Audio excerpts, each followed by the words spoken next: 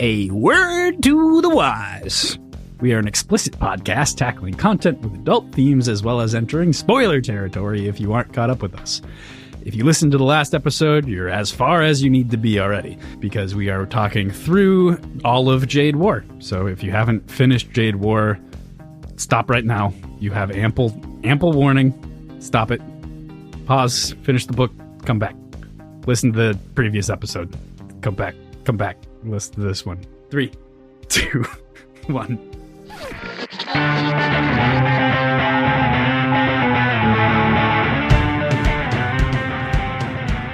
Hey there, this is Cross. I'm PJ. I'm Aaron. And we are Words and Whiskey, a podcast for veteran and novice readers alike. We tackle fiction novels and love to talk about what we're drinking. You should think of us as your intoxicating weekly book club. But we aren't really Words and Whiskey. We're the Negroni sisters here today. Negroni Summer. Did you listen to that? I did. Donnie Benet, Negroni Summer. You're welcome. 80s synth vibes. Mm-hmm. It was great. Mm-hmm. Negronis are awesome. PJ didn't listen. Look at it. I didn't. PJ joined us, though, for this one. Yes. So we have a third sister. Yes. Mm-hmm. So similar to last time, due to schedules and kind of just the conflicts going into summer, we had to split this one up between the two groups. So we're going to do our best in the edit, of course, to make this pretty seamless. We're asking mostly the same questions, so similar to last time. It'll flow pretty similarly. So Ben Thomas will be right here saying something, probably rude. Much like last time we had a wrap up, we have been forced to split the party here at Words and Whiskey. And PJ, busy lad that he is, abandoned Ben and I. So the Conspiracy Triangle is now in need of a new name. We're rebranding, pardon our appearance, as we work on our remodeling, I guess. Construction zone, for sure. Yeah. So yeah, joining me is Ben. Hello, I'm Ben. And we're going to kill it. We're going to get through this pretty quick. I think we're going to probably be nicer to them than they are to us. And we're going to have a lovely time. We're very nice young gentlemen. Yeah, we're great dudes. Just misunderstood. Okay, cool. Away from them. With that, do we have to talk? We should talk about the Negroni a little bit. Negroni is really basic, easy cocktail. We're all having one, of course. Oh my God. It's 3 parts, and we are 3 parts. Look at that. Okay, wait, but who's what part? I'm vermouth. I think I'm the Campari. I'm a little bitter. You're red. Yeah. I'll be the gin. I can be botanical you're a tall drink of gin. That's what I always say about you. Yeah, you're the 2-part to our 1 parts. I do them equal parts. Oh, that'll work. Oh, it is equal part, isn't it? I was wondering why I fucked mine up. I was like, this doesn't quite taste right. I did. 2-to-1. I did. So 1-to-1 I did to 1. Crossland's Negroni. Oh no, you guys are gin heavy. Martinis are 2-to-1 to 1. Be an easy sipper, not so gin heavy. Yeah. Well, thanks, bud. Well, explains a lot. PJ is like a double of you, Cross. So it's true. Well, it's not just him that messed it up though, because I did it too. So I thought you guys were the experts. Well, sometimes you're like, oh yeah, that's how that one goes, right? And then you throw it in a glass and you drink it and you're like, that tastes good. That's not exactly right, but it tastes good. Sure. I, for whatever reason, decided I didn't want to Google the ratios, and I just called Crossland. And he said 2-to-1 to 1. It's super easy. I'm like, who calls people anymore? Who? I would be like, dude, like if I ever call Ben, I only do it like when I'm driving. He literally goes, hello? Like, what the fuck? Why did you call me? Texting only. True millennials here. Yeah, it's true. PJ calls me. I'll call PJ in a pinch. If something gets too complicated over text and we're talking back and forth, it'll be like, all right, I'm going to take a moment here. Yeah. This is what I meant. Yeah. I like walking around and doing stuff while I'm talking to Crossland, because then I don't have to be fully invested in the conversation. So. Oh, wow. Nice. Small single tear. Okay, before we move into the breakdown, I have to say that we've gotten through all of Jade War without me singing War, huh, good guy, What it isn't good for, absolutely nothing. And that's pretty impressive. That is pretty impressive. I couldn't go another week. So, and it never fit in really naturally. So I forced it. There you go. So now it's included. Perfect. Ben, what are you drinking this week? Well, we talked about doing coffee drinks, and then I went and drank a ton of coffee this morning and ate like 3 donuts, and my stomach started doing weird stuff. Yes, So I stopped drinking coffee, and I don't know why I thought this would solve the problem, but I am drinking a hibiscus lemonade seltzer from Quirk and Boulevard Brewing Company. So it's good, and the bubblies seem to be helping the churning in the stomach. So Nice. That's all you can ask for, honestly. What are you drinking? I don't remember if I put this in the group chat or not, but I got an espresso machine last weekend. Nothing too fancy, just like a nice little starting one with a frother and everything. Nice. And so I made a coconut latte, which is like a tablespoon of coconut sugar, teaspoon of coconut oil, stir, stir, put the espresso in there, stir, stir again, and then froth the milk. I do oat milk. Delicious. It's very nice. I'm not a big coconut fan, but it does sound pretty good. I did a maple latte earlier in the day. That was also nice. It's just maple that syrup sounds instead. great. It was nice. But yeah, Ben, first question for you. How did you feel about Jade War? Jade War was my favorite of the 2 books that we've read so far. I feel like this one I just understood it a little better, like where it was going and just like what we were doing. And I got that from the first book. So it just built on that, which I really enjoyed. And then the story got bigger. The plots got thicker. And I just enjoyed, I feel like there's more action in this book too, which is and stuff that I wanted to see, which was like Greenbone action. So I feel like because it built on everything that was so good in the first book and then just kind of blew it out more, I enjoyed it that much more. Yeah, I think this is my favorite of the trilogy, and I think a lot of it is because it is, a second of 3 books or a second of a trilogy. You can get away with a lot more. Right. Yeah, and it doesn't necessarily need like a satisfying like ending for us. It can go more open-ended, which I think is a little easier as a writer to do. So I think it benefited from that as well. Well said, my friend. Okay, cool. Away from them.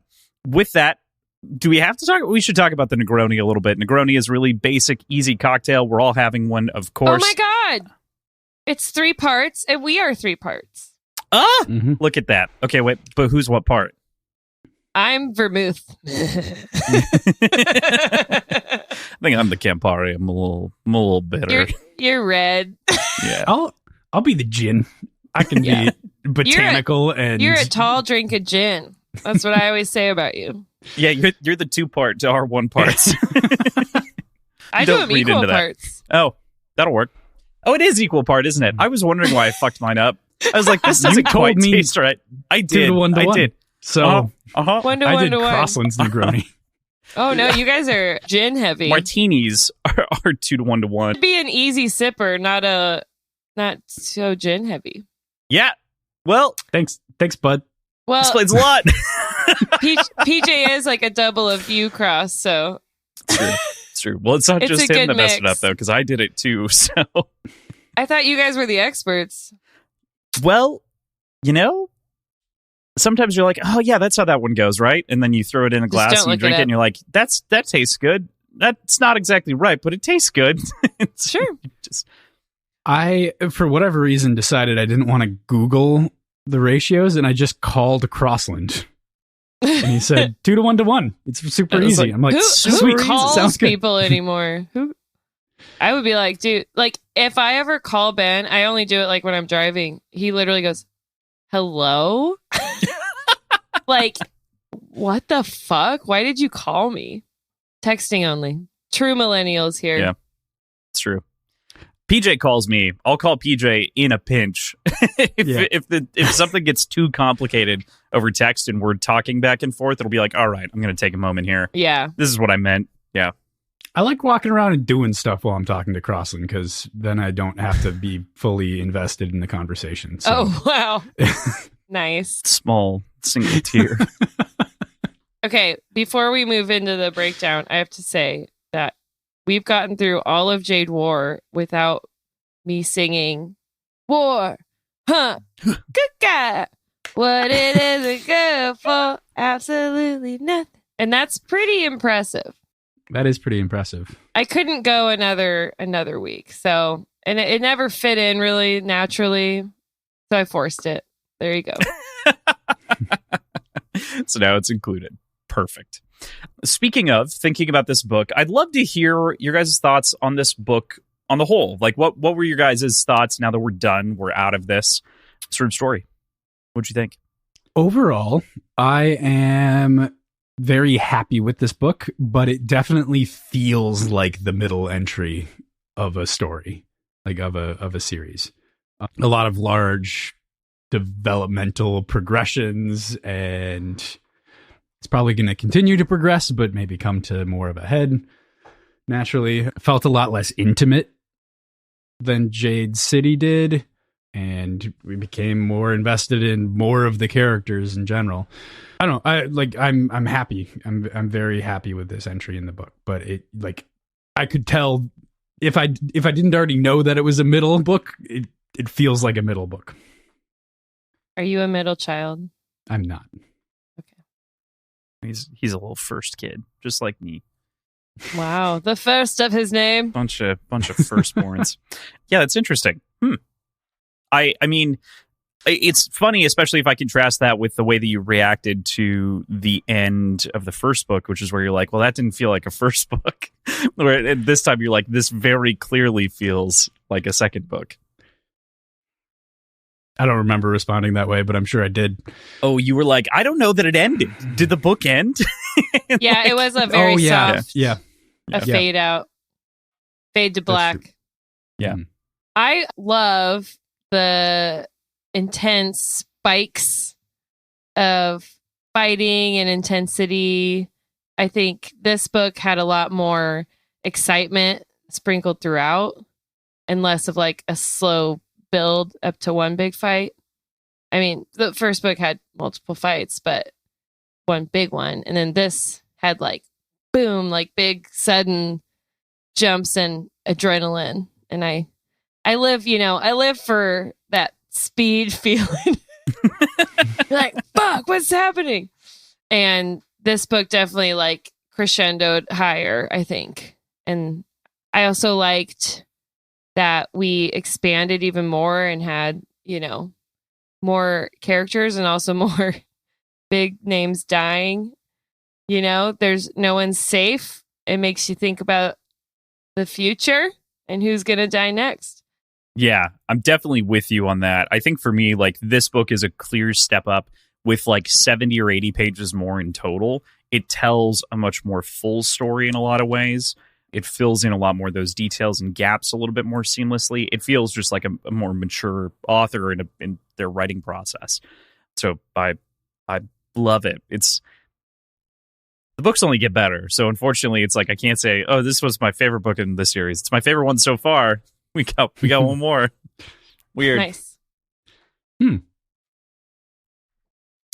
Yeah, I don't like making predictions because, I'm just pulling shit out of my ass, but I can't even like imagine what's going to happen. It is kind of wild. You were talking about the crescendo points and the peaks. It is wild that this, like, in the middle of the book, we have that duel between Ite and Shay, and that is just such like an intense moment and feels like something that you would lead into the end of a book with, not the middle. Right. Yeah. Mm-hmm. And it came out of nowhere. Mm-hmm. It was literally like you're reading and you're like, do-do-do, and you're like, fuck, oh my God. Like, I remember I saw Ben and I hadn't read it yet. He's like, you have to read it. I have to talk to you about it. I was like, oh, sorry. I was waiting. Yeah. Mm-hmm. Yeah. That duel, I think I know we're going to get into it later on, but that duel is one of my favorite moments of the whole book.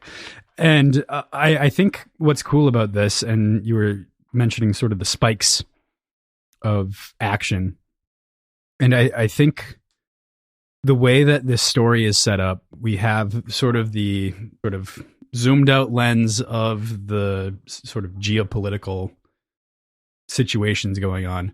But then we can, that means we can have really like climactic sized moments of the individuals without really needing to resolve anything else in the story. And like, obviously it feeds in and each individual makes sweeping changes to the geopolitical situations on their own.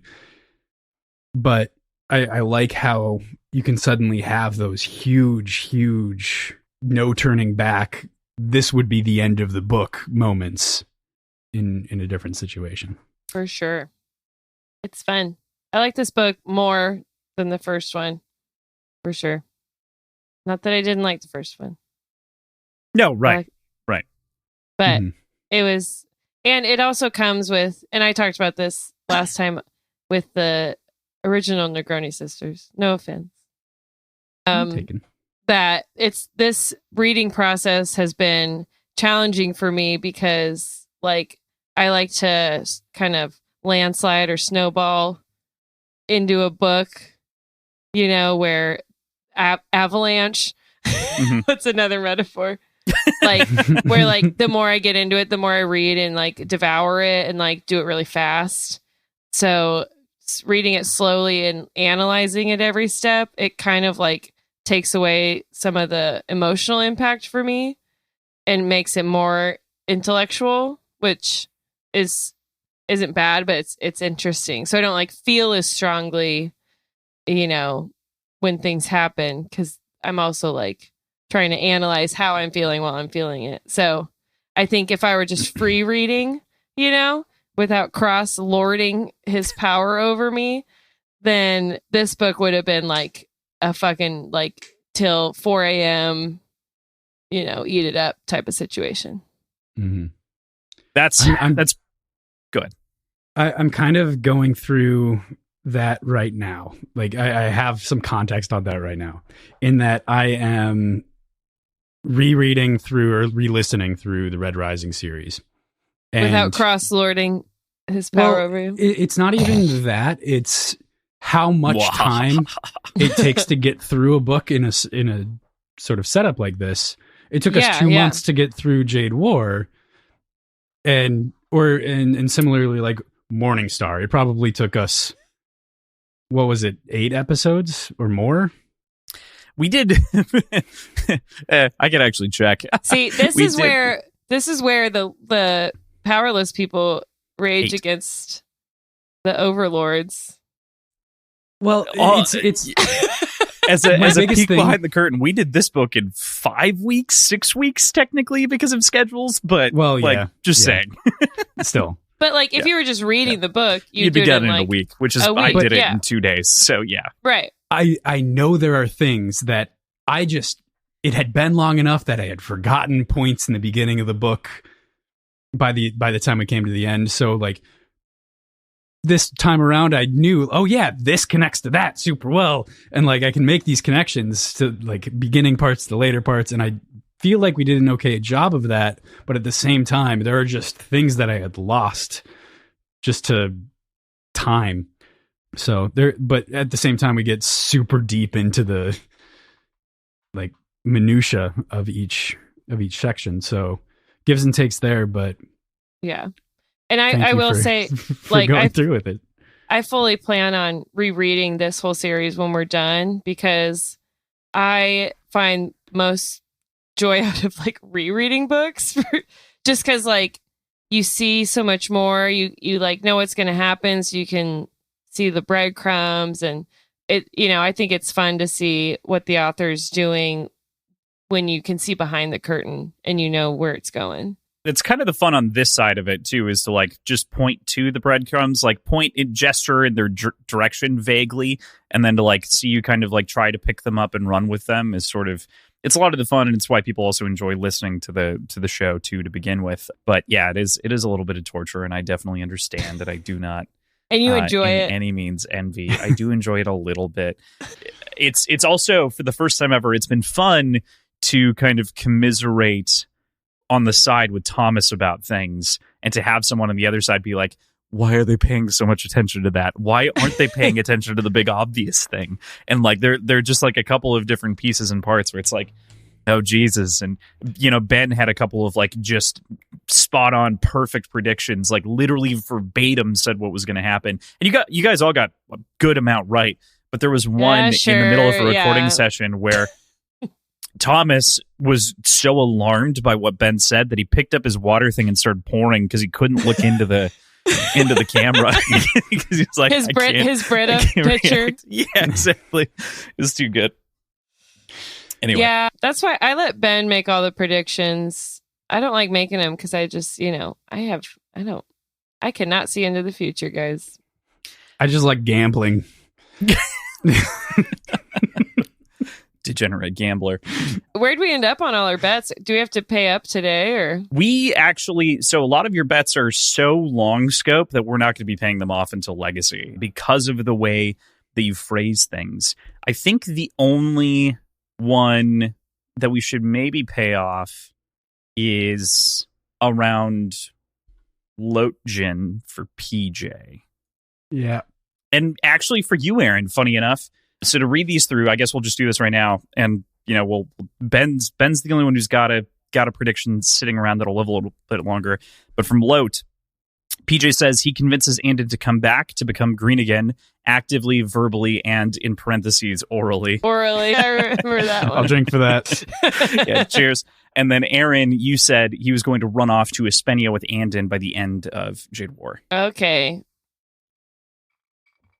Which is, they're both... I'm doing more ASMR. That's my They're Negroni. Both perfectly reasonable predictions. Mm-hmm. I'm going to need to re-up. Jeez, we just started. But yeah, it's fair. So, yeah, I'm glad for sure that you guys have agreed to come along this ride. And it has been very interesting on the whole to also just have a broader spectrum of audience. And what does that mean for it also means that I have had to be a little bit less, and it's not because PJ's dumb or anything, but I've had to be a little bit less obvious with things because there are three of you, Ben. and one of you are going to pick up on it. Like it's not just Ben, but it's one of the three of you are going to pick up on the thread I found, and it's like, okay, I got to step even a little bit further back than I usually would, and just you're allowed to call me dumb. Like I get it. It's fine. I didn't mean it. Aw. Peaches. What'd you call him earlier? Peaches. Peaches is what my family calls me sometimes. True. That's so cute. Mm-hmm. But Peach is what a lot of people do. Peach. Okay. As you already touched on, the story it spans and the world it spans. And so Cross and I, when we were concocting these questions, we were wondering if that impacted your three's opinion of the story, just you here, obviously. But did you prefer the smaller scope that we got in Jade City, or did you enjoy the way the world and the setting really opened up in Jade War? Yeah, it's hard to say because the second book really benefits from like the table being laid out in the first book. So like if you don't have that table setting and like understand the clans in Janloon, then it's a lot harder to expand the story. But I did really appreciate that expansion, and so the way that it built on that, I think, is a real compliment to the writing. So to me, I guess I would say I preferred the expanding story in the larger scope of the war, just because it brought in a lot of new characters and new problems for the clans to deal with, and it wasn't so much just the clans warring one-on-one. But I don't think they're able to do that if the first book and the setup in it wasn't so good and just like so effortlessly explained a lot of the backstory, weave that into the story of the two clans, because you really have to understand that first to understand the expansion and what's going on there. Yeah, I think that's very well said once again, because as the world expands, we have the familiarity, bundled that, but the comfort of knowing the clans is sort of a life raft to hold on to, and we can anticipate how they're going to react to these certain things that we see. Right. And then like even then it's like the new alliances, I really love that aspect of it, like how both sides are kind of trying to build alliances on both sides of this war, and then how they're using those different things. I thought it was just great. Mm-hmm. And they're both cultivating both legitimate and illegitimate allies in their global war. It is crazy though, because so at least for Hilo, the first book he's confined more or less, it seems, to like 2 city blocks. Whenever we see him, he goes into mountain control territory, but just at the borders.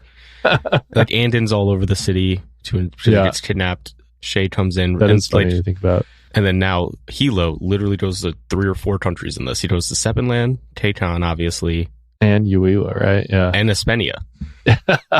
Yeah, and multiple cities in Espenia. It's wild. He was a real globetrotter in this one compared to like how he's just operating out of the house, basically. Yeah, in Jade City, he's either in the house or the Twice Lucky, it feels like. Yeah, or Wen's apartment. So glad that we picked the brain on the feelings of books on the whole. But now that we've completed the whole story, did you prefer the sort of smaller scope of Jade City or the larger scope of Jade War? This, just getting a little bit more specific on kind of the idea of like, did you like it when it was sort of the smaller street crime, or did you appreciate sort of the expanding aspect of more nations, more inclusion that way? I think approaching both of them in tandem made me appreciate both of them more. So this is like doubly difficult to answer. Yeah. Like, what about each grabbed you? I mean, yeah. What about each worked? I think it was good that it started in the micro so that we could really understand the families and the relationships, the way the clan's organized, and got the gangster, old school mobster vibes. That was fun. But then, like, how far can you go with that? Like, then you have to kind of expand into the war. So I don't know that I could prefer one over the other, because I feel like they're both necessary. Mm-hmm. I think morality gets a little bit more muddy in the second one. Like, it's one thing to be in like clan on clan street war, and like I'm rooting for this clan who's also like fighting this clan, and they're both kind of outside the law, and they're that's just the way that these clans operate, and I can pick one over the other. Whereas in Jade War, it's like, all right, do I want to root for this gang style government that's affecting the entire world and like the politics of the whole world? And like, how does that fit into like the morality is more complicated, I guess, which is interesting and fun, but it makes it harder to root for them on a grand scale. Yeah, so. You see them more as the hoodlums that the world sees them as. Yeah. I totally get that. And I mean, I think that that's part of sort of the brilliance here, is to be like, hey, to constantly like pull you back in and be like, hey, you should maybe be questioning their actions. Like, I know that you love these people, but like, come on, like you got to take a moment, breathe, see the bigger picture, and be like, okay, was that really the smartest move? Is this just because of some sort of archaic code of law? Like, what's the basis of reality here? Can we go over national lines and kill innocent mothers? I don't know. I want to ask that question very specifically. So could I have asked for a better transition? No, not at all. Has anyone's feelings changed on Hilo's decision to kill Nico's mother? No. Actually, yeah, I'm into it. Not like dulled, or like it doesn't feel like it's the right decision. We're just all. It's just like, is it ever worth it? Like he's this kid's grown up with a lie, and in the future there's going to be some like comeuppance prediction. Make eye contact. Nico finds out about it and swears off the clan. Don't pour your Brita filter. Yeah, maybe get numb to it is a good way to put it. Like, I don't think about it actively as much. You've been hurt before. Quite often. I've found in these books that Crossland chooses for me to read. Quite often. The good ones are the traumatic ones. What do you want from me?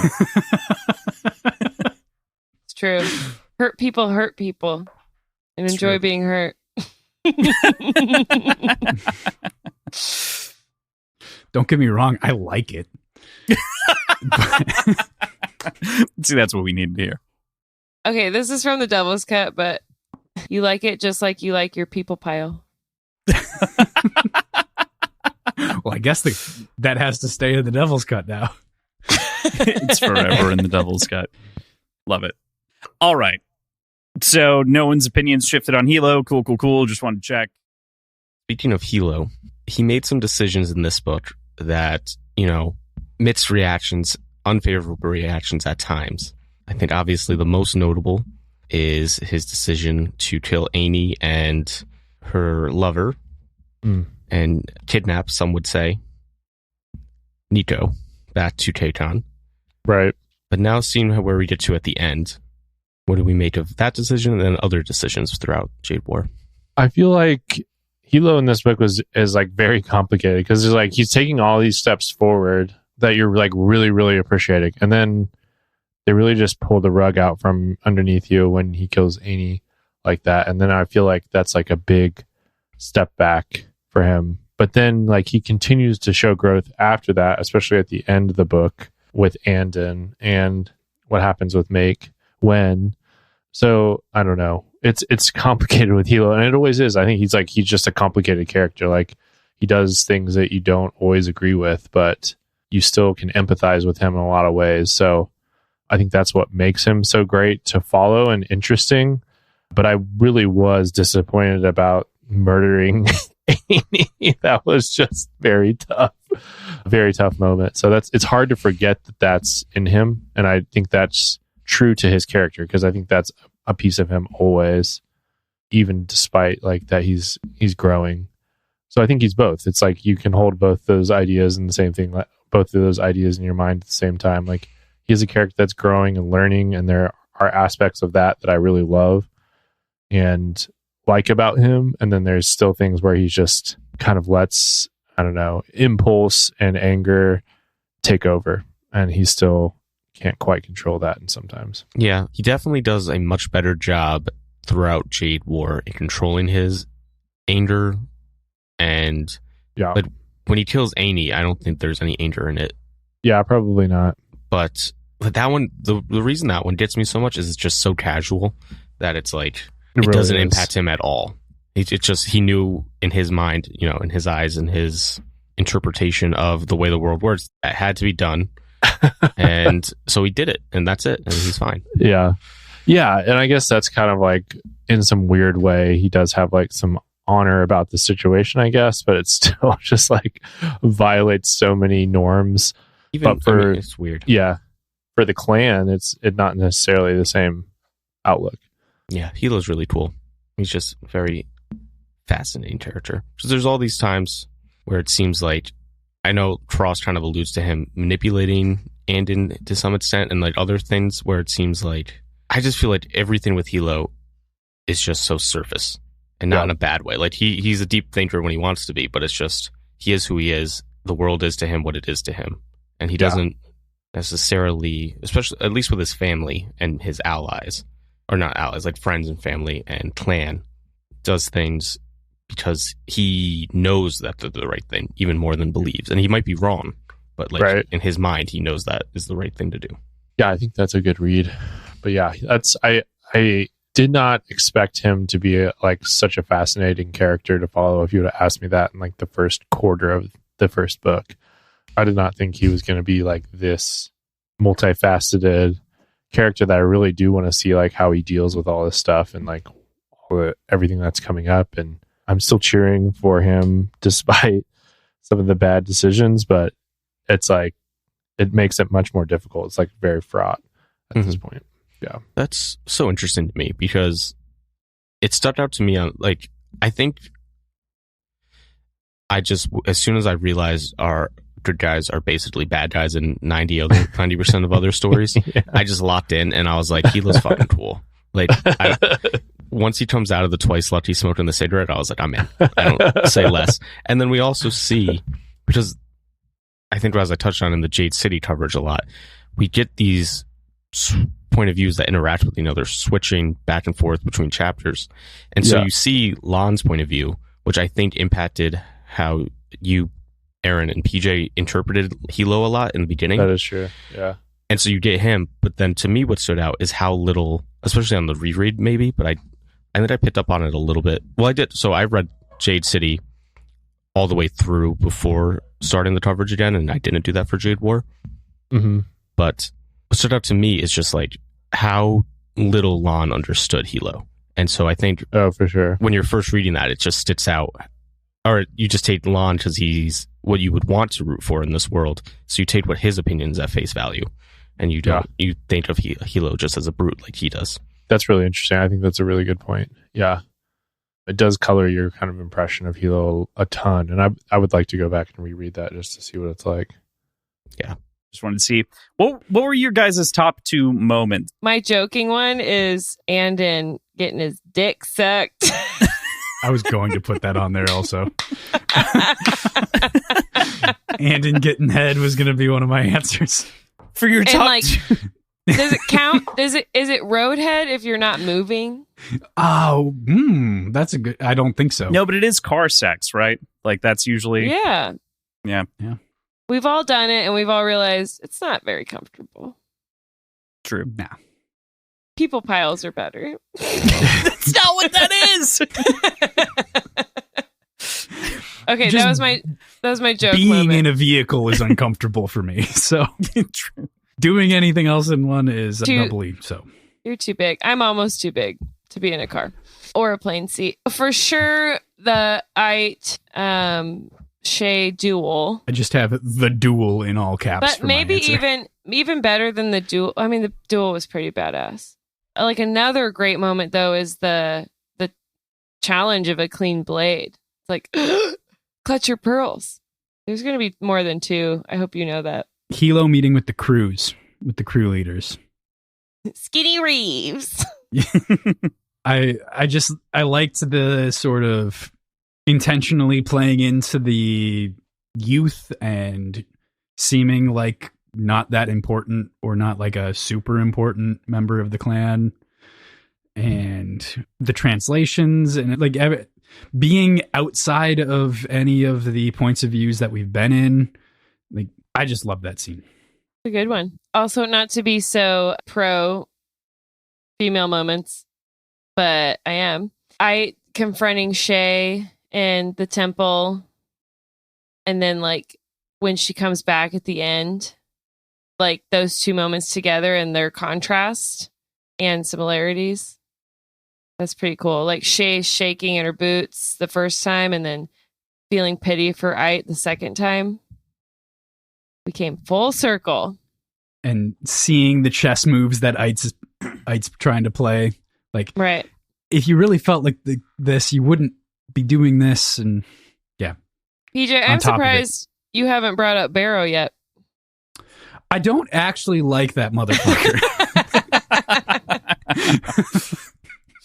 It was just in that last episode. Just had to, be the meme lord. Mm-hmm. I like fucking with Crossland. And Hey, I love Barrow. Don't get me wrong. I adore Barrow. I think he's the best character in the whole book. You're a rags to riches guy. It's also just very funny to me that like it is. Barrow is such an ingenious character to be like this from a writing perspective, to be like this just salt of the earth. It is like our on the ground sort of representation. At the same time, he's also an absolute scumbag. And so like you get the on the ground view, but you also get like a tainted sort of, this is what a thief would look like on the ground. And that's just kind of, it's unique. It's fun. I don't hate Barrow. Like I think we definitely need his story, and like it's kind of, he's the one who's fun to hate, but yeah, it adds so much depth. Mm-hmm. And like obviously he's a pretty unique case in the profile of sort of situations that he's gotten himself into, but at the same time, like you mentioned, he's the boots on the ground case, but he's also the like, these are the people we're trying to keep Jade out of their hands for. Like he's the reason why we need to have this so regulated. And jumping in chapter 1 of Jade City, getting his perspective in this like ill-conceived heist that he pulls really sets the pace for that. So I agree. It's really brilliantly done. Better villain than Sauron? Maybe. I don't know. I don't think so. Less Story scary. hasn't ended yet. Yeah, that's true. Just kidding. What's in that? There's so many moments. I don't want to like move on yet. Have you No, done no. two, PJ? The duel and Hilo meeting the crews, but I can like Hilo and Nico's parents. You know, I like that whole chapter. It was as fucked up as it was good. I really like when multiple times, but I think her moment where she comes to Shay, well, there's multiple ones, but especially when she kind of brings Shay out after Miro. That is Marrow. I was like, what's his name? See, I already forgot. It's been a week. But yeah, Wen's growth, and I also like, you know, Andon finally putting Jade back on. That was a big one for me because I just wanted it so bad. Yeah. Nobody's been pulling harder for everyone to be like, come on, wear the Jade. Wear it. Aaron has. I was so excited. I don't know. I feel like I could list 10, but yeah, those are some initial big ones without like planning what I was going to say ahead of time. Mm-hmm. Yeah, I think for me, it's tough to not say the duel, but the duel is in as much as everything around the duel for me. It's Hilo and sort of the mind games that he's playing, not only with Shay, but with Ait. It's the way that he goes in and prays for Shay, and then the duel itself. Like that sort of like 3-chapter set is just... And then on top of that, the abortion that happens prior and like that entire scene and what that means for the breakup with Marrow. And it's just like this series of like perfectly executed complications that lead up to what is just a brilliantly manufactured scenario that Shay had been thinking about for a long time, clearly, and constructing towards. And there's so much else that goes into that moment. It's just so nuanced and lovely. I love it. But my second favorite is the scene at the Grudge Hall when it's raided. That moment stands out in my head because it is in that moment that I think Andon realizes that he probably should have picked up Jade, especially in a reread. It's one of those things where it's like he could have saved his friend that he loses. The whole read, I was like, fucking get some Jade, idiot. It's tough. And it's the most obvious one that sits in his head in that moment with Wen. Well, it kind of like had to happen so that he would react faster with Wen. Yeah, exactly. Yeah. I specifically remember Thomas pushing back on that idea a little bit, saying like he recognized that it was too late for any sort of channeling efforts. And yeah, it does kind of say it in the book. I'm curious if that's true or not.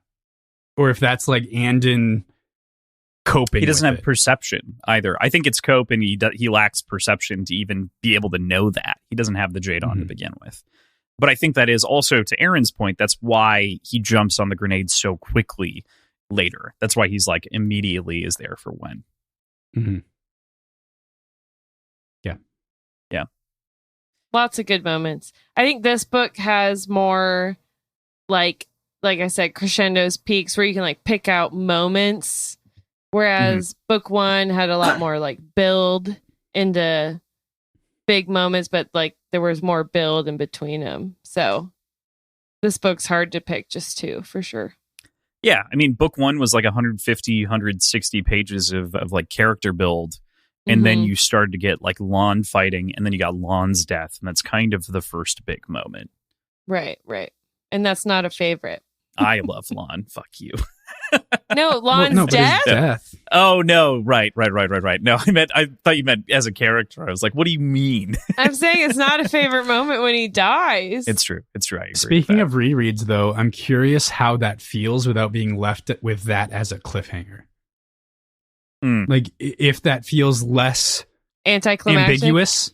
Yeah. Oh, no. Yeah. It felt just as ambiguous. Okay. I'll tell you that from my own experience was like, it was definitely a like, and then you're like, you read the 2 chapters and then you're like, fuck. But you're spending somewhere in the realm of 40 pages until you get there. Fonda is very deliberate about that compared to, a number of authors. It feels like it's more of a, I want to just keep it out of sight. We're going to keep it behind the curtain until it's time for you to see what's actually back there. Mm-hmm. Keep you stressed out about it. That was one of the reasons too why with this final part I didn't want to break it into two. I wanted it to just go as one solid chunk, because there are so many moments that could feel more climactic than they need to. You could break at almost any chapter in the third part that we just read for last week, and it would feel like a cliffhanger. That's fair. Yeah. So many moments. It's true. Good job, Fonda. Great job, Fonda. What stand out to you as some of your favorite moments from Jade War? I think like the first thing I think of when I'm thinking of standout moments is the duel between Shay and Aitmata. That was just awesome. Like the lead up to it, the shit talking, Shay calling her out in front of everyone, and just being like, "I've had enough of your shit. Let's fucking duel over this." Yeah, that was so badass. Like that was a very much a cheer out loud moment for me reading the book. That was probably my biggest reaction. Yeah, the duel is incredible. Yes, that is really great. I mean, like I said, the lead up to it was great. The action of it is actually fantastic as well. And just like this split second where you think that she might beat Aitmata, and then you realize like, oh no, she has no chance. And it's interesting because like just to compare to Red Rising, I guess, where there's also a lot of duels. So I think it's an apt comparison. The duels in Red Rising are pretty long. Yeah. And this one, the description is a little long, but like, it happened in 30 seconds and the duel was done because they're just so fast. Yeah. Yeah, definitely like had samurai duel vibes where it's just like over very quickly, which I loved. So that was definitely a standout part. I think the development of just like Make Win as a character throughout the entire book was another thing that really stood out to me. Loved her arc and just am like super sad that she's now half paralyzed or whatever. So that was something that definitely stood out. I liked Kilo through the first part of the book, like the decisions he was making and just like the growth as a character was really awesome to see. And I think that kind of gets replaced with Andon's growth as a character in the second half of the book, which didn't think I would enjoy, but definitely did start really enjoying that story. That last sequence where they're killing Zapunio, just so effing tense. Like I was reading that like so fast, just like trying to turn the page so quickly and just like starting to read in giant chunks of text. Yeah, just like to see what would happen next. Passages just to see. Yeah, that had me like desperate to hear what happened next. So I really loved that. And then the fake out, how it's like you think you reached the climax, and then the fucking Billy Timber and his gang roll in. The scheming stood out to me. There's a lot of really great scheming going on both sides, and just like that kind of political kind of warfare aspect, that thread was carried throughout the entire book and like done really well, where it was very intriguing, like the counter moves done by No Peak and the Mountain. So those are probably my favorite parts. Makes sense to me. And as far as like just a random favorite part, the Make Ken like attacking the ship with the green bones was also very cool. That was very cool. Yeah. Yeah. The duel obviously is number one. It was just so cool. Yep. Yeah, you and I have a very similar taste when it comes to what we like in books, shows, movies, all that. So right. Honestly, no notes. Same exact thing you said. When fucking love when. Here's a question, kind of a spin-off of this, because you touched on the mountain schemes. Coming away from Jade City, you're just impressed with how untouchable Aitmata is, how it took extraordinary circumstances to even bring things back into balance between the two clans. Right. And you needed literally a god in Andon to even things out.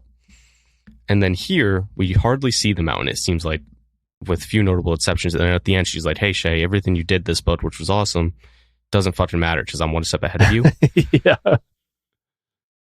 And yet for me, and this isn't due to like knowing what happens or anything, that's just purely in this book, I come away way less impressed with the mountain than I was in Jade City. And that might just be because proximity. I don't know. So what are your thoughts?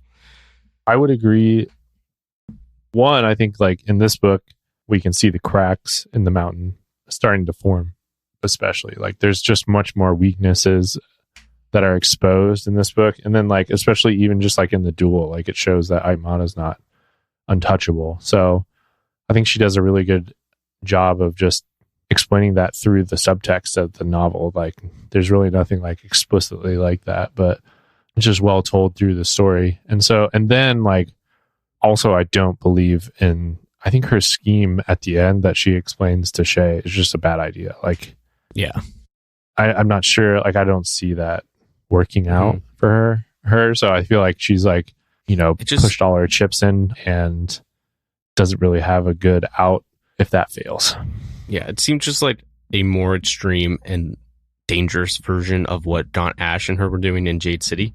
Right. But with even less understanding by the new participants in what Aisho and being a Greenbone really is. Yeah. Yeah, it just seems like that has like a very large potential to backfire. Mm-hmm. So that's why I'm like not scared of the mountain as much anymore. It also, I get the impression that without Daunt Ash, they just now Suen Zen seems very like a tactical horn, which is obviously throughout, but they just don't seem as formidable from a pure military standpoint anymore. Like if it were to he's like into different thing to deal with, but yeah, Gaunt seemed like extremely formidable, especially for like new horn versus him, like very experienced horn. So that's definitely plays into it as well. It doesn't seem like it seems like they have Aitmata, not much more. Like now seems like kind of a scary guy, and he does seem like a formidable opponent as well, but definitely not as scary as Gaunt Ash. And then it feels like the rest of the clan just is not as strong, and there's a lot of cracks there to be exploited. Yeah. And probably a lot of that is because Ait had to perform a purge to take over and kind of kill the leadership and brain trust, it seems like. And so now everyone that's in a position of power is so like now Sue capable at his job, scary, tactical, and Iwi whatever Kalundo is also Kalundo, seems to be good at his job, but they're just yes men to her at the same time. Right. Like she has to tell them what to do, it seems like. Yeah. And Hilo has people he actively disagrees with, they're steaming. Right. And I think that's what they're trying to explain. Like, that's what she's trying to make evident in the story as well, is like, Ait is alone and she doesn't have anybody that she can count on. She does have these people that have skills, but like, yeah, like you said, she has to direct them. She has to serve like as all the brain power for the operation. And the thing that No Peak has at his advantage is their family and each other. And Ait is still almost enough to bring them down by herself.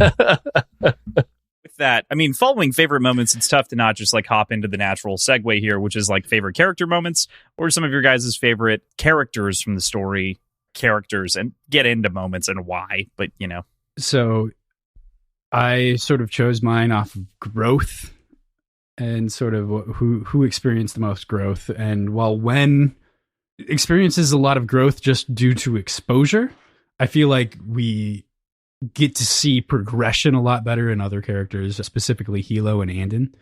So with Hilo, a really great standout moment for that would be the entire emergency surrounding Rue swallowing the Jade buttons, and it already being a tense, stressful time, that getting added on top of it, and him able to, like, Hilo being able to relatively calmly, address the situation, determine the right course of action, bring him to the hospital, not blow up at the doctors and nurses treating Rue.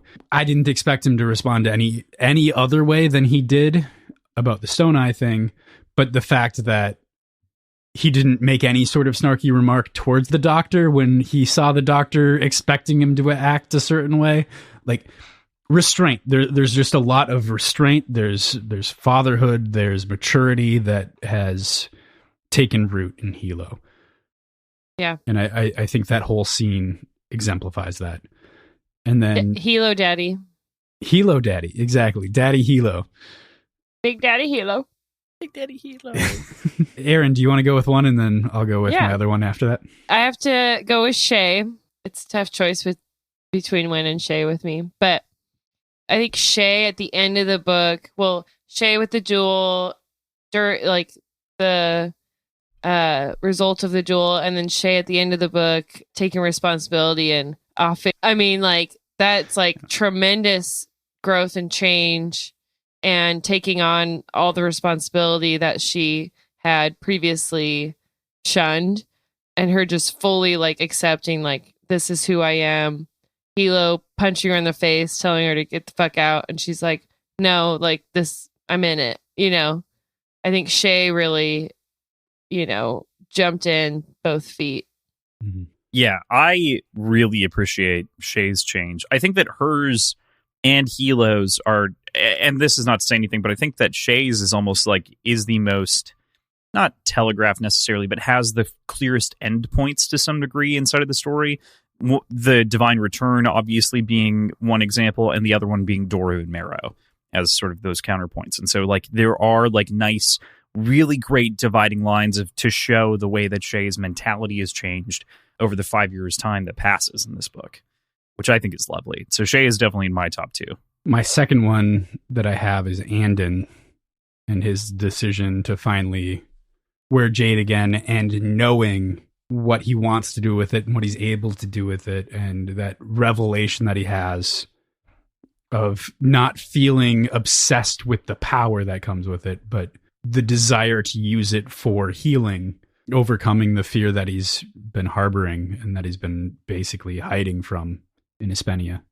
I'm just glad that he finally put the Jade on. Yeah, we get it. I also love Andon. I think it's a great choice. He is not in my... Okay, to put like top two on this makes it a very difficult choice, right? Yeah. I love the way that, for me, it's not only that final decision that he makes to turn the corner, but it's also the way that he actually has like a proper adult relationship, and like for the first time is kind of like coming into his own in a lot of ways. And I think that is really well written and very strong. And I don't know, and I've read a decent amount of fiction. I don't know that I've seen male couple written as eloquently or as gracefully, I think, as Corey and Andon either, which I think is just great. Especially in fantasy. I don't know. Yes. You don't get a lot of homosexual couples in general. No. Yeah. I agree to a point, but at the same time, I feel like it didn't feel like that adult or mature of a relationship, because it's Andon's first relationship. Like, right. It's not I feel like supposed to this relationship is what will allow him to develop healthy, like full relationships in the future.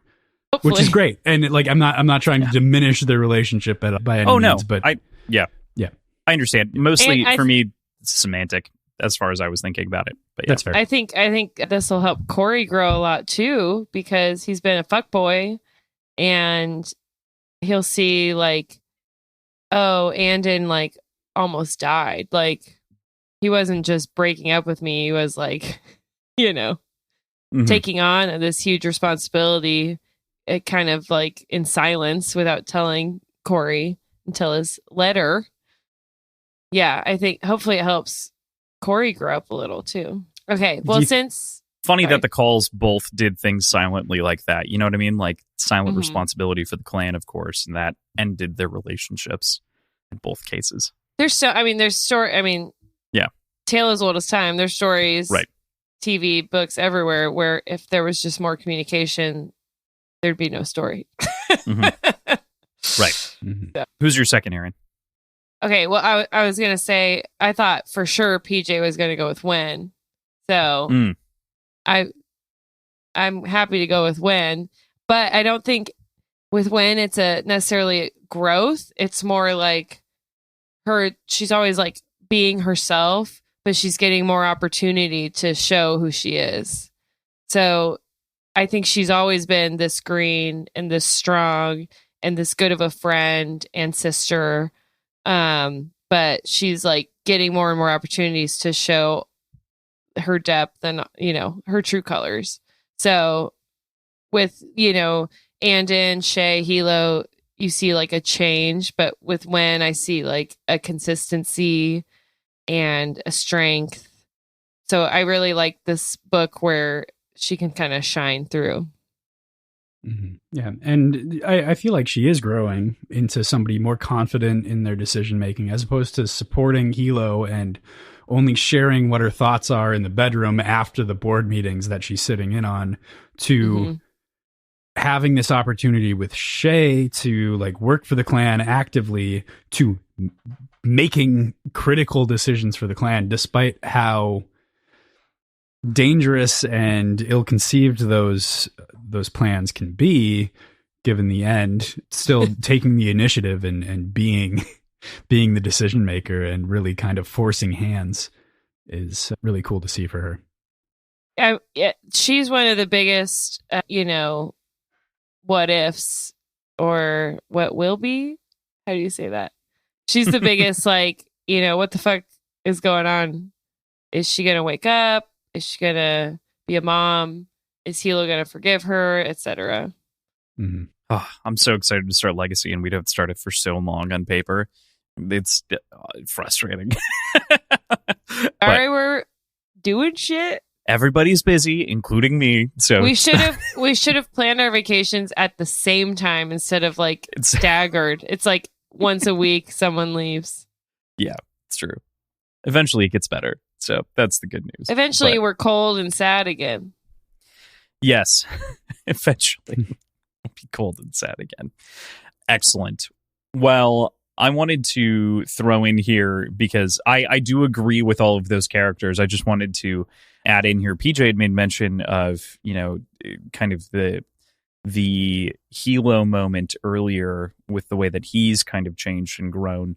And one of the things that like I bring up is, or that I think about, especially with that moment in the hospital, is I think it also compares pretty favorably to the sort of parental scene and that moment that he has overseas with Nico and the family and Amy and I forget his name, but he died anyway, so who cares? Step in boy. Yes, step in land boy. Do we know that for sure? Oh my god. It does not happen on page. And it's Tar never probably mentioned. killed him. Probably. Yeah. Tar went in to kill him, so I think it's pretty clear. Tar was an effective killer. Yeah. Tar killed his unknown twin brother. And a whole squadron of police officers. No. And we'll never know about it.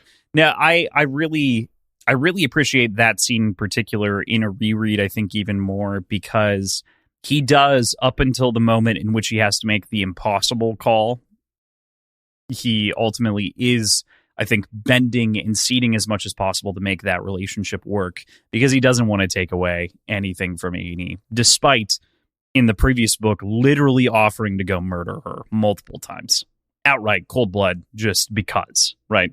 And look what happened. Yeah, that felt more like a death of circumstance than consequence. You know what I mean? Did it? She's entirely packing her bags and no conversation is had. Hey, if I were going to get murdered, I would appreciate if you like just channeled me real quick. That'd be nice. That's fair. Yeah. That would. He did it kindly, by comparison. Kill me without me knowing. That'd be cool. Mm-hmm. Steal my on the record. On the record. Yeah, I think that it's the precursor to the decision, right, is the point that I'm trying to point out. Like, that shows monumental growth, because that is like a cultural touchstone for Hilo that he would have never pushed against, but he is willing to under the guise of family, and for Lon and Lon's kid and that memory. And it isn't until the clan is threatened and he has to come home that it really registers as more. But yeah, just comparing the hospital scene to that scene up until the death moment, but yeah, those chapters. Just a little massage to the heart. Just a little boop boop. Just like Now Swensen did to Stone Tomorrow. Oh my god. Another top moment, but like in a scary way. Yeah. Now is a frightening character for sure. No question. So, we already touched on this one a little bit. There's a lot of growth in this. but for a lot of our favorite characters and even some of our not so favorite characters. Mm-hmm. If you had to pinpoint like top 2 characters in terms of growth for this book, who would you look to? I'm thinking, just off the top of my head, the first 2 characters I think of are May Quinn and Andon. I just feel like Gwen comes into her own as like this fully realized character that we really care about. She shows how useful she is, how much she cares about the operation, and just like how down for the cause she is. She's greed in the soul. So I have a question. You know how in the NBA, there's the most improved player award? Yeah. And sometimes it seems like, ideally it goes to someone who actually improved, like this year, Lauri Markkanen. Huge improvement, leaps and bounds. And then sometimes it just goes to someone who got more playing time, and so their numbers obviously went up. Mm-hmm. And so do you think I think obviously, all our characters grew this book. They're older because in Jade City, they're like 26, 27. So they're my age. And then now they're like in their 30s. So there's obviously growth, maturity, all that good stuff, different roles. But do you think when maybe a little bit, it's just her role in terms of how many chapters she has seen into her mind a little bit more in this book as compared to Jade City? Yeah, definitely. And I wouldn't put her, I would say if I was going to give her an NBA award, it would be the Sixth Man of the Year award. Okay. Like, she's like really great off the bench for this team, and I think is integral to their success. And so she's really something that like makes them tick, but she's not a player that you think of immediately when she's not in the starting 5, like if they were going to go 5-on-5 versus the Mountain. But she's kind of like a secret weapon off the bench. I like that a lot. Should we run through all of the NBA awards and the season awards now? Who do you have for MVP? MVP, of the book, probably shit. I would want to give that to Make Win just because I love her so much, but she's already winning the 60th Man of the Year. So I think Hilo or Andon probably. It's between them. Okay. What do you think? I think it depends sort of in real life how we define valuable. Yeah. And so in terms of story, I think Andon has an argument, but in terms of like the goals of the characters, I wouldn't think he does. Maybe clutch performer of the year with how he does stuff at the end. I think that's fair. Yeah. But I would say Hilo or Shay. Yeah. Because Shay does a bunch. Yeah, I gotta give it to my guy Hilo. I'm sorry. Yeah.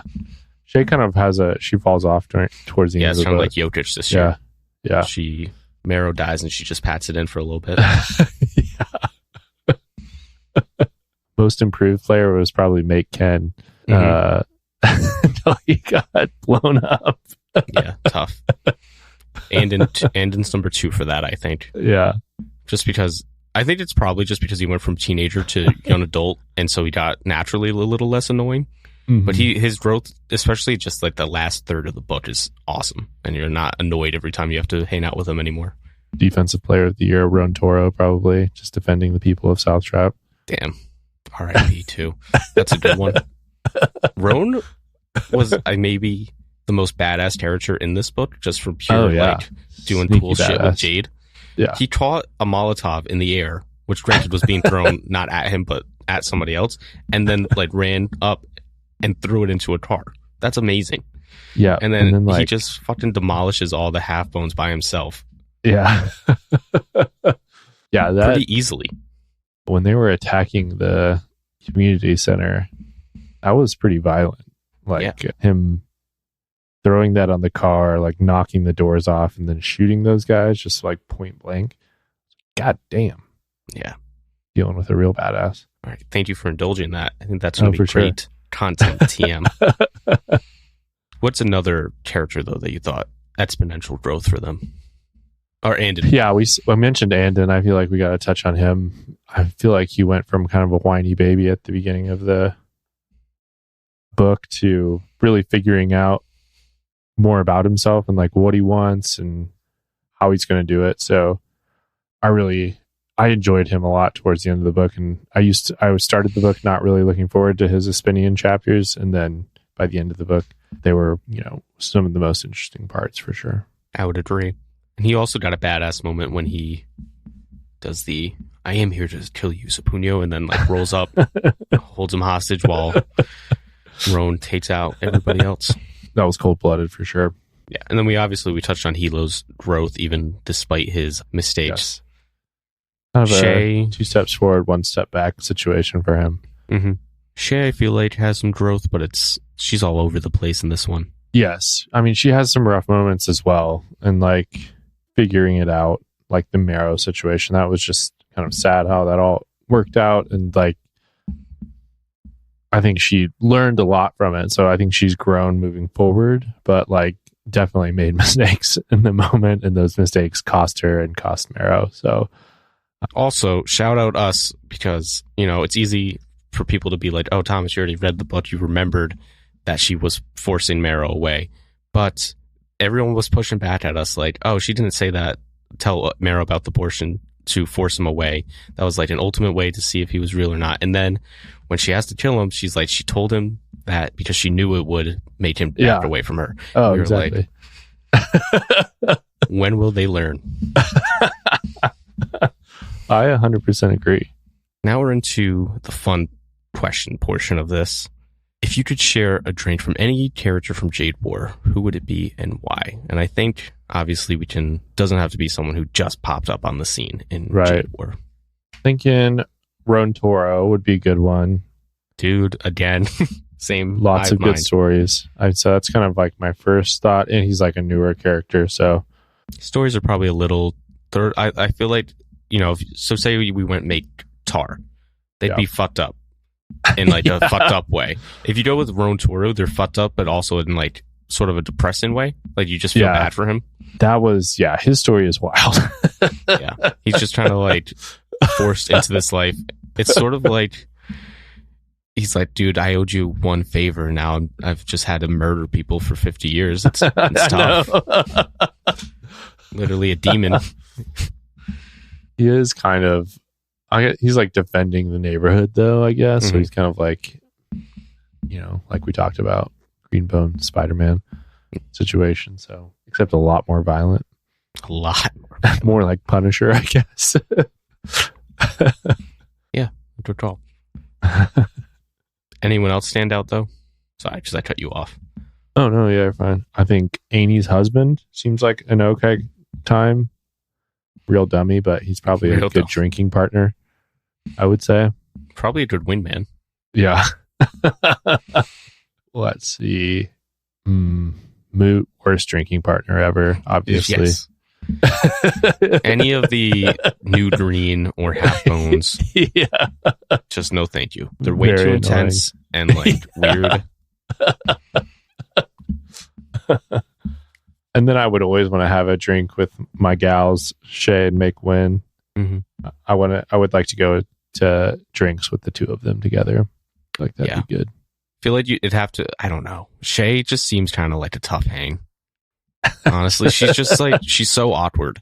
Yeah. And in her own head, it'd have to be a lot of drinks with her, I think. At like a tiki bar. She does need like a buffer person. So I think Make Win could be helpful there. And Make Win's just very intense. Yeah. But I do think that would be fun. That's a good one. I think none of the bosses or the Spenian mobster dudes, none of them, just because they have annoying voices. No. Yeah. I don't want to listen to anything they have to say. They're a little too racist to hang out with. Yeah. If Blaze the Bull Cromner was as cool as his name, then yes, but he's... It's tough. I feel like now Sue, for some reason, loves karaoke. I don't know why. It's like the quiet guy that likes to get up there and then like blow you away. Mm-hmm. And he's not good, but he sings so loudly and he just loves it, and everyone has a good time because otherwise he'll kill them. He can perceive if we're enjoying it or not. That'd be a fun bit. Yeah, Roan was also my number one just because of the same kind of the story element of it. Obviously, Hilo, not as much as in Jade City because he seems a little more worn down, beaten down.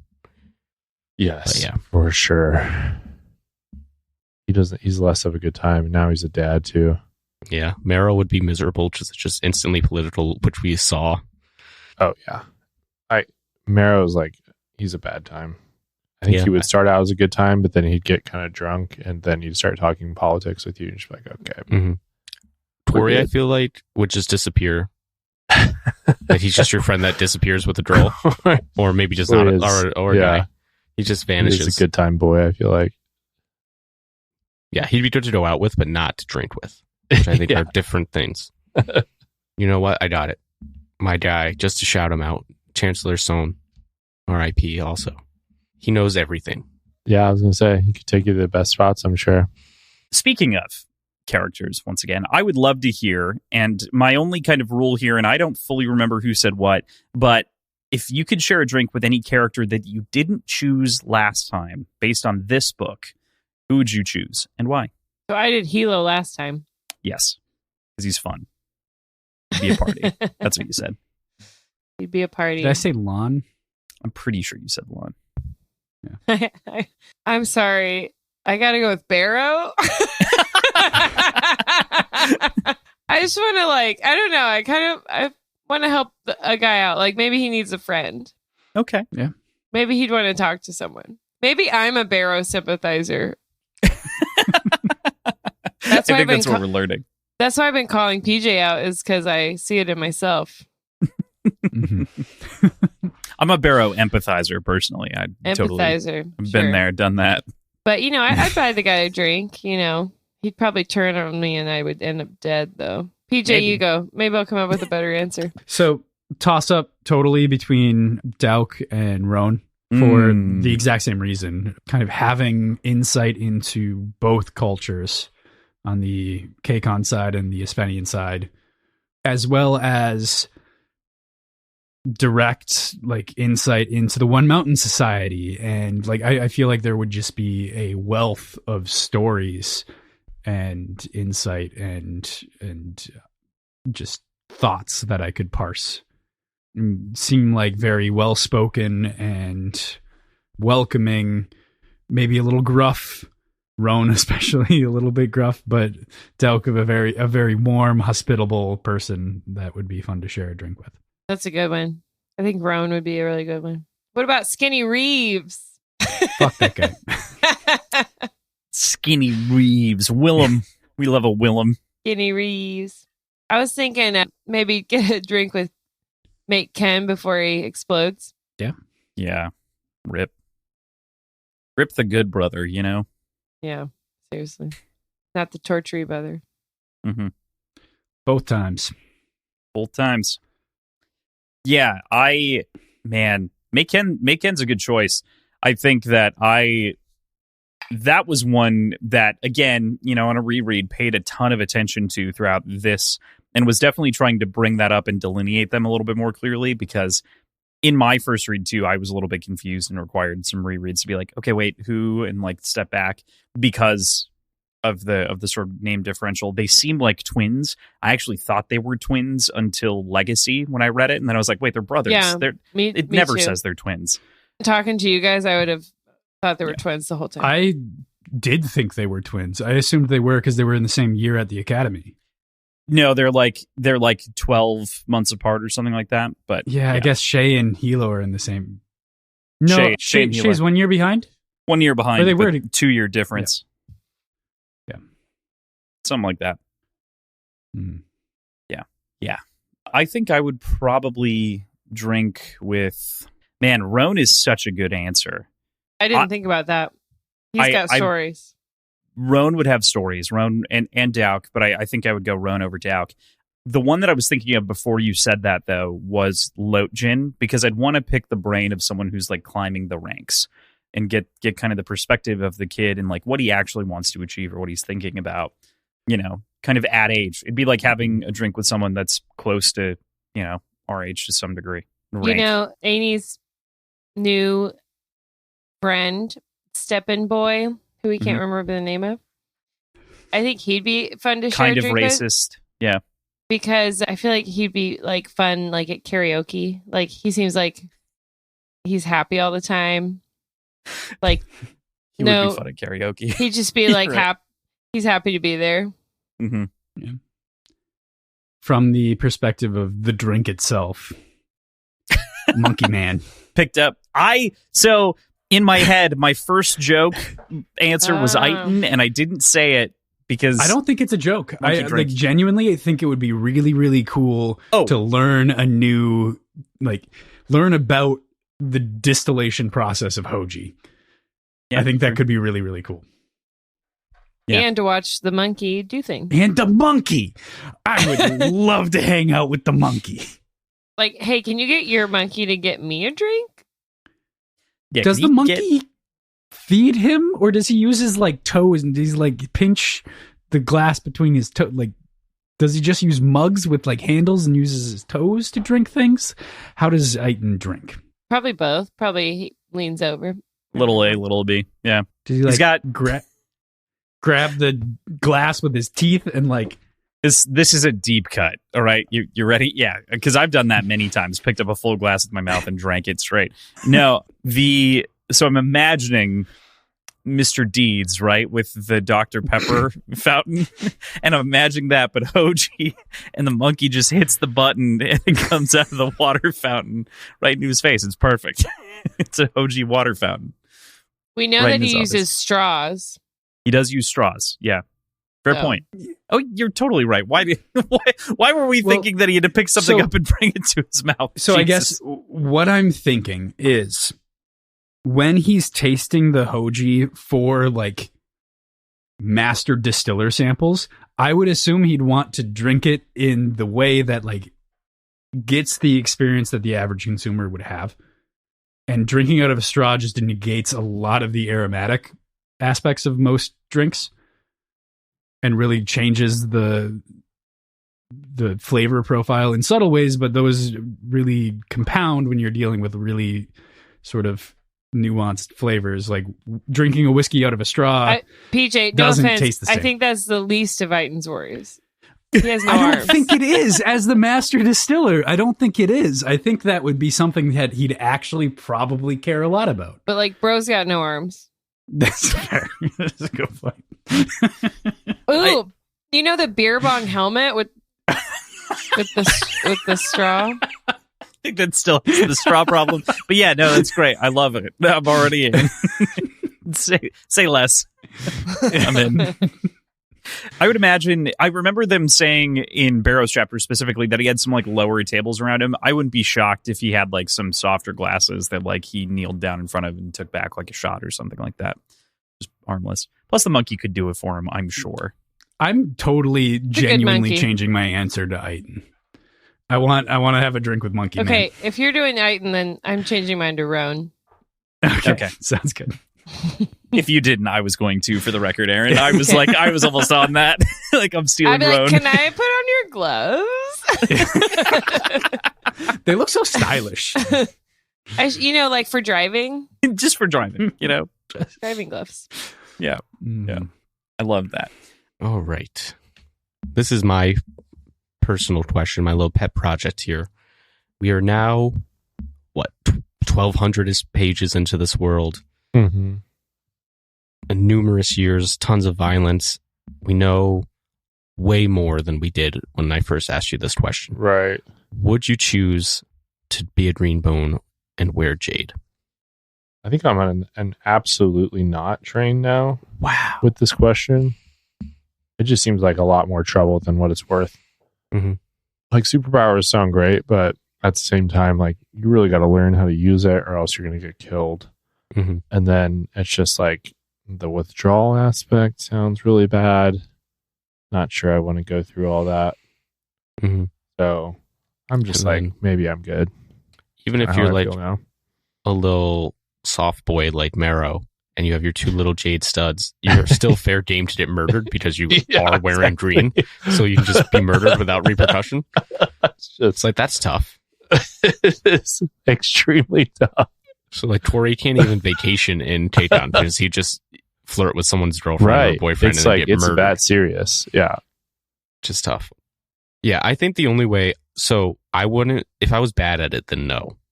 But if I was good at it, which I think I would definitely want to be in the clan. Matrix download, the skills and the tolerance, then I would definitely consider it at that point.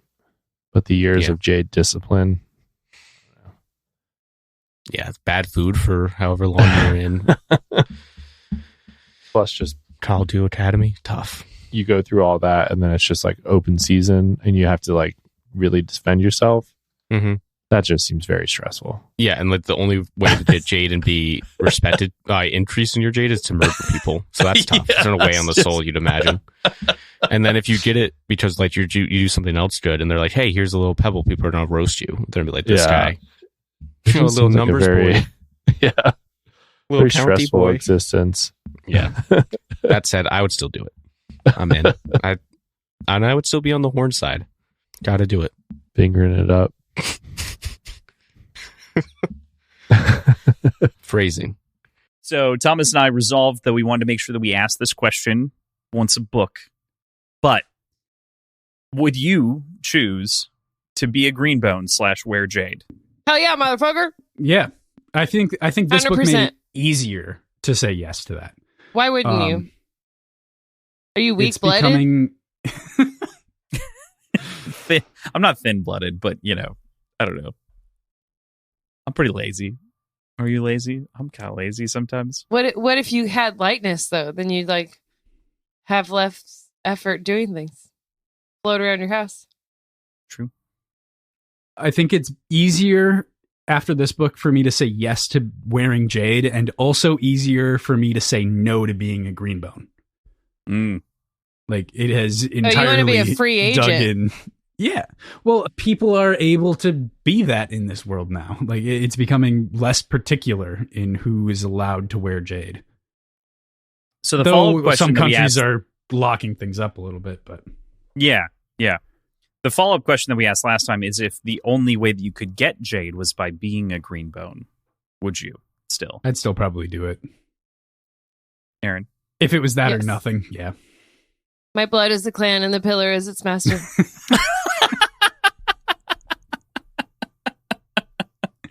My blood is the clan.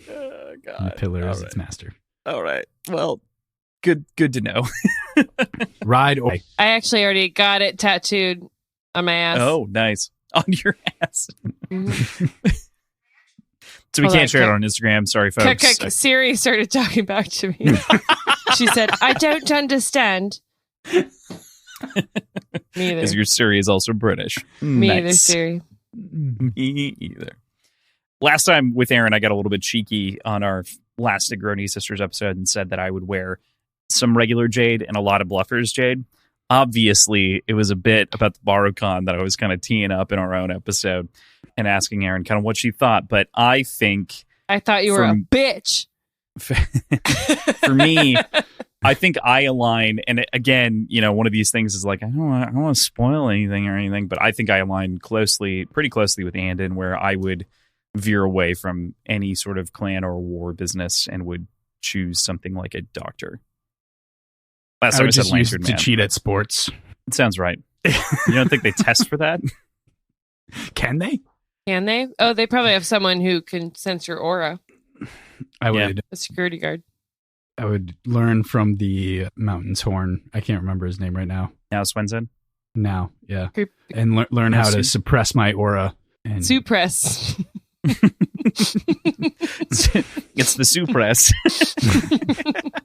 Sorry, I couldn't let that one go. is that how I said it? That's No. how I heard it. Oh, No, you said suppress, and she said suppress because now Swen's at Sue. Now Sue. Yeah. Yeah, that's why I said it. Oh, okay. I'm funny. I was on giving you purpose. credit. Thank you. I could have too. Fair enough. Well, Um, just to be clear, I would wear Jade and fully be a greenbone and climb the ranks and, take over. Of like a Mhm. small tertiary clan, right? Like a Full on. No, I would take on No, Aibata. Unite the One Mountain Society yourself. Do it again. Me and Now would be best. I don't think Now has any friends for the record. I can win him over. My top trait is woo, winning others over. That's not a lie. I took a test. I believe it. I believe it too. It was Uh, very fast for me. Very fast. PJ's Basically instant. I'm very quick. Woo! Woo, girl. All right. So, kind of the final question here, of course, is what are you looking forward to next? What are you thinking about for the next book? I have a lot. That I'm looking forward to. Don't worry. You were like, I have a lot. I have one. I'll just say my one. Sure. What the fuck's going on with Wen? What's going to happen? Yep, that's my first one. It's my What's main gonna happen with Wen? concern. That's like my current main concern. Based on the name of the book, Jade Legacy, my assumption is we get a time jump to the point where the children are of Greenbone, of Greenbone age, maybe of Academy age, whatever it might be, but they're going to be central figures within the story. I want to see how Wen recovers. I want to see how Hilo and Shay's relationship progresses from here, and if it mends or if they split further, how Andon will blossom as a Greenbone and as a healer. As a healer and just as a sexual person and a person that can be in relationships like responsibly and effectively. Sorry, I laughed because I thought people pile again. I just can't stop picturing it. And I recognize that all of these answers are very like focused on the personal lives of the Call family themselves, but I don't know what it is. That's just like what I'm most looking forward to, as opposed to like I love the geopolitical stuff. I love the interactions with the Mountain Clan and how like KCON as a whole will go forward. But what I care about the most is this family. So I'm looking forward to the Calls taking Aitmata down. It's gonna happen. I bet my Jade on it. I'm also looking forward to like the world war and how that comes to a peak and how that, resolves itself. And then, yeah, truly my main concern is what's going on with Wen. I like what PJ said. That makes me think, like, is Nico gonna find out what Hilo did and, become like the anti-hero and kill all the people we like the most? Like, is he going to be like the worst thing that happened to the Calls? Is he going to join Ait? Yeah, who knows? Is he going to just like slasher mode and like fucking kill everybody? I don't know. Mm-hmm. What do you think, Kraus? Oh, I am looking forward to y'all experiencing this book. I've previously stated, I've listed, I've been asked, like favorite books and favorite series. And well, here we are. That's all I have to say. So you're saying Legacy is your favorite? Oh, it is definitely one of my I'm so like anti-hype, right? This book solidified this series as one of my team favorite. Hype. I know. You gotta I know. Hype me up. I understand. This book solidified it as one of my favorite series of all time, Legacy. So we got some shit to do. We got some shit to go through. It's a longer book by a stretch. It's 200-ish pages longer, a little bit more than that. So it's gonna be a journey. I'm excited. Does that mean we're reading longer chunks, or we are reading longer chunks? Okay. We are doing it in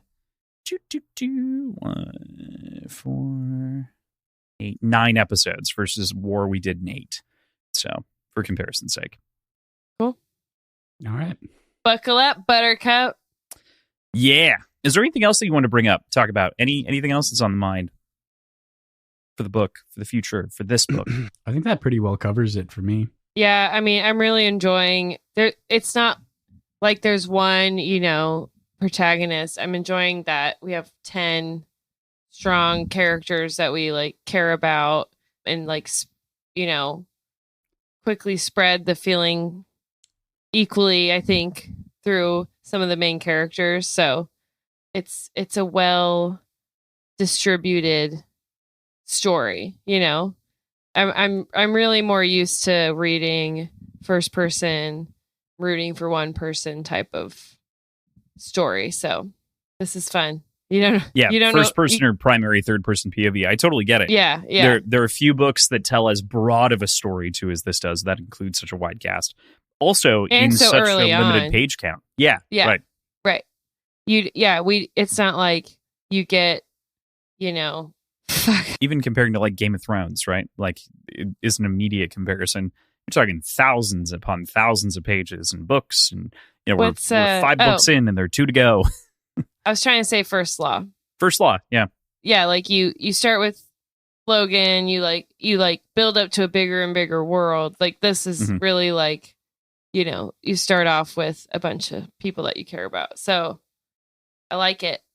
And it's like anyone could die and you'd still have other characters you press on for. Love that. Whew, okay. So where do you think things are going next? I really have less clue this time, I feel like. I mean, I feel like the story has to, like, since it's widened, now it kind of has to come back together and be more focused in Janloon and on the clan warfare aspect. So I'm expecting, I guess, that to happen where it's less like country hopping. I think we'll still go to Espenia, I'm sure. Like, we've got unfinished business over there.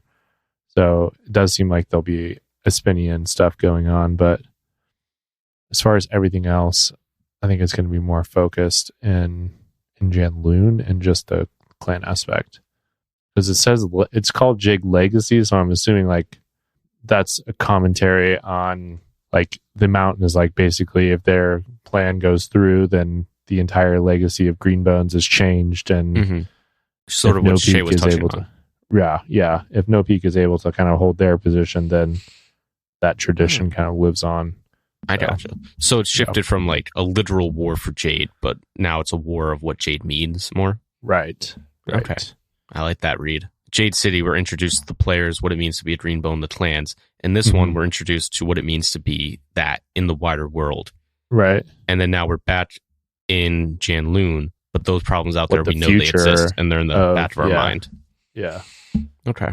See what the legacy and the future of Jade is for this world. Yeah. Okay. Give me, if you can, on the spot, a specific prediction about one of the characters. I think Aitmata is dying in this book. We're going to get her. Okay. I won't make that a bet, but I was just curious. We're going to get that bitch. Do you think we did a ladies and gentlemen? We got her. Yeah. That would be sick. Hope so. I really hope Hilo gets to make that announcement. That'd be awesome. I'm picturing just an adaptation, and it's adaptation. It's just that exact thing. Just Hilo in a suit. Yeah. Pulls up to the kitchen table. Or it just, yeah. Or just like sort of the Wolf of Wall Street scene where I'm not fucking leaving, and he just rolls up to like wherever Shay works for some reason. That's what fucking Shay, that happened. That's what Shay did when she was like challenging Ait. Right. And rolled up to talk to those, the people who wanted her to resign. The show goes on. I didn't even think about that. I know. We should have started up that. Tough. Okay. All right. With that, next week, we'll go to Jade Legacy. We get to finally start that. We're going to be reading chapters 1 through 8. Chapters 1 through 8. So that's where we'll leave you for this week. Thank you, as always, to Tim and Andrew for helping us keep the show's lights on. You can find all the links in the show notes. You can find our schedule, our Patreon, our previous episodes, our websites, social media accounts, all in one very nice, easy, convenient location. And don't forget to rate and review us. As always, por favor, 5 stars only. If you don't give us 5 stars only, then you can't be in our Negroni Sisters Club. Woohoo! You want to be a part of this club. It's a lot of fun. Actually, my favorite club because my favorite people, and my favorite drink. True. Most importantly. It's true. I understand. Cheers. Even though 2 of us fucked it up because one of us is wrong. You know what? I messed it up one time. It's super sad because I Negronis have replaced the old fashioned in my heart. My which God, is crazy. I could drink a Negroni every day. Actually, I'm considering becoming an alcoholic. Just Thanks for committing. coming to my TED Talk. But Ben, where can people find HowlerPod? You can find us on the internet and social media at HowlerPod, HowlerPod. Just type it in, and there will be new episodes coming soon. Beautiful. I heard that you guys got a shout out on some live stream type interview that Pierce Brown did. Oh, really? On the show that you guys were doing. Oh, Mike's book reviews? I haven't had a chance to watch it yet. I heard Little Birdies told me there was a shout out. I don't know if Pierce shouted you out or if the host did, but could be big. That is big. Let them know. I was planning to watch that this weekend, so. Beautiful. All right. But that's all we got for you lovely listeners out there. Be sure to check out High Tea Obsessed as well if you want, if you like history, if you like paranormal stuff. Who doesn't love that? Weirdos don't love that. That's who. Sorry. Sickos. But yeah, that's, the name not ideal for getting walked up traffic. That's going to be High, HIGHKEY, High Tea, all one word, Obsessed. And it's available everywhere you get podcasts. It's got a weird Twilight Zone logo if you feel like following the social medias. But yeah, we're going to get out of your hair. Cross, have fun editing this. We love you. Peace. And I guess Bye. With that, like PJ had mentioned, Words Whiskey Pod on Twitter, Instagram, Reddit, Words and Whiskey Show, gmail.com, patreon.com/Words and Whiskey. T-shirts are on TeePublic. Follow the link. One day, the screen printed shirts will be out. I have 4 designs, and they're all ready to go. Other than that, we'll see you next week. Bye. Bye. Bye.